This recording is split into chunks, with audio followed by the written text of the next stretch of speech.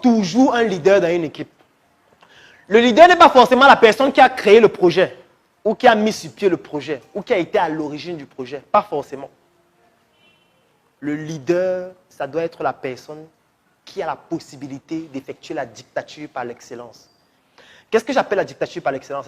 Non seulement ça doit être la personne qui a la capacité intrinsèque à pouvoir déployer pratiquement tous les secteurs d'activité du projet avec ses propres compétences. C'est-à-dire d'imposer aux membres de l'équipe les objectifs à atteindre et les membres de l'équipe vont pouvoir le faire parce qu'ayant connaissance qu'il a la capacité de le faire. C'est quelque chose d'extrêmement important. Parce que si vous déléguez une tâche à quelqu'un et que la personne se rend compte que vous n'avez pas les capacités ou vous n'avez pas les connaissances pour pouvoir faire cette tâche vous-même, on entre dans le chabanisme. J'aime toujours prendre l'exemple d'un hôpital où j'ai travaillé qui pour moi est le plus bel exemple du leadership en entrepreneuriat. L'hôpital régional de Bafoussam, le service de pédiatrie. Pour ceux qui ont déjà été à Bafoussam, il y a un service de pédiatrie qui est excellent.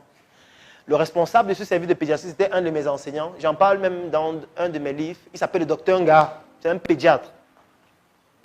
En fait, il a instauré quelque chose dans cet hôpital qui, selon moi, est certainement unique. Peut-être même ici au Cameroun, peut-être même en Afrique. Alors, la particularité de cet hôpital, c'est quoi? C'est que là-bas, ce sont les infirmières qui soignent les enfants. Ce ne sont pas les médecins. C'est les infirmières qui soignent tous les enfants, qu'importe le cas. Et quand tu viens avec un cas, un enfant, qu'importe ce que l'enfant a, c'est une infirmière qui va le soigner jusqu'à la fin. Donc, il a tellement formé les infirmières que les infirmières sont plus fortes que les médecins. Quand un médecin généraliste vient là-bas, il est comme un ding-ding. C'est les infirmières qui enseignent aux médecins généralistes comment faire avec les enfants, les nouveau-nés. Lui, il vient quand il y a les cas rares. Et les cas rares, c'est que l'infirmière a déjà posé le diagnostic parfois.